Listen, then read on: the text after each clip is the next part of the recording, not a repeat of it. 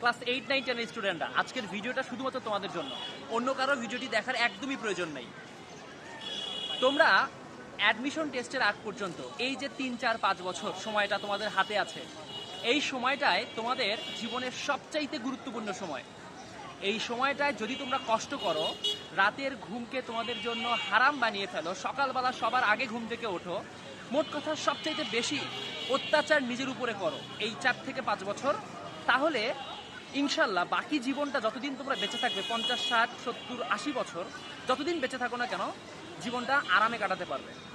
এই সময়টা যদি কষ্ট করে না কাটাও, আরাম করো, মোবাইল চাপো, বসে থাকো, অনেক দেরিতে ঘুম থেকে ওঠো, মোট কথা যত ধরনের আরাম করা সম্ভব সব কিছু করো, তাহলে বাকি জীবনটা তোমাকে কষ্ট করতে হবে।